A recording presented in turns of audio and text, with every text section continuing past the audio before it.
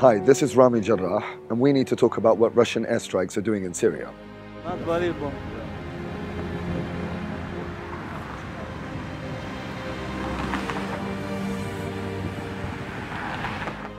Hello, I'm Tony Tayyip. We should talk about the Russian airstrikes in Syria. We're here in Karakoy on what I'm told is a well-known street in the beautiful city of Istanbul. And being here doesn't mean that we should avoid speaking about very important matters. And the important matter I want to speak about is what's happening in Syria. There's a very mass amount of misinformation and propaganda that has managed to infiltrate many circles on what is actually happening in the country. And what this says is that Russia and Syria are in fact fighting terrorist groups. And what is being missed out and what is being neglected of the vital information that people should know is that it is in fact civilians that are the target of these attacks. In marketplaces, bakeries, hospitals, residential places, it's always civilians that are the target of these attacks.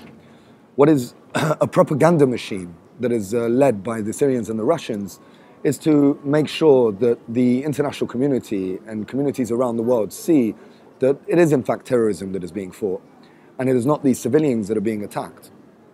And the problem with this is that before there was a balance of information, and that balance came from the fact that foreign journalists were able to enter Syria and cover the situation. But since the arrival of groups such as ISIS, the Islamic State, or also known as ISIL, that's become very hard for Western journalists. And this has created that censorship where people don't know what's actually happening in the country. And they open to just this one narrative that says that this is a fight against terrorism. What we need to insist on providing is awareness on what's happening in Syria. When I went to Syria recently, I asked people this question because I wanted to know, are the Russians really attacking civilians? Is that really the situation?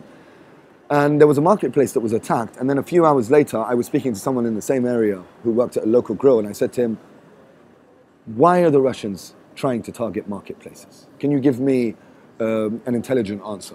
Something that can convince me and convince those that I'm trying to report to. And he said, simply because they want to kill as many of us as possible and either drive us out of the country.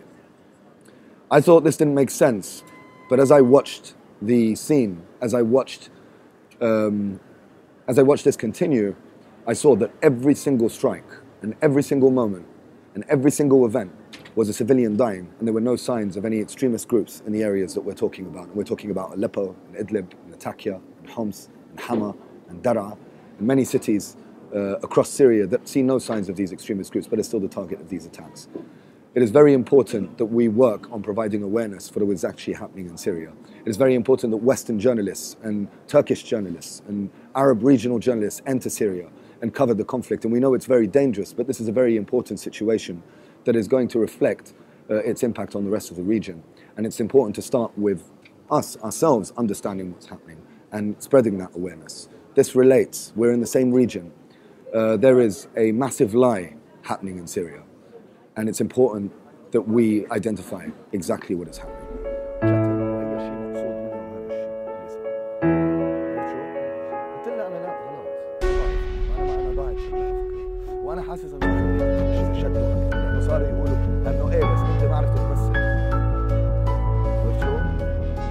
The West is beating on the political solution in Syria, and we see their talks with the Russians about this. But when you go inside Syria, and you will see the opposite. You will see the Russians targeting the civils. You will see them willing to win in any cost. The question is why they are doing this, and the question is the West. Is the credibility of the West still exist in Syria?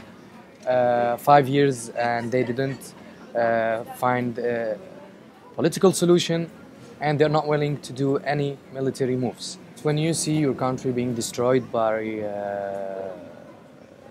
the air forces of the Russians and the Syrian regime, you feel bad. This is normal, but I feel something when I go to Syria. I see people building. I see them creating new governing bodies, looking after the issues of the locals, which gives me a hope that these people will continue, and they start now to think about alternative bodies. Alternative bodies elected from the locals themselves. Yeah, the Western media is only looking for trending photos, trending videos, and they are not looking. They're looking from one eye. They are not looking from a human point of view. They are not looking for. They are only looking for the statistics.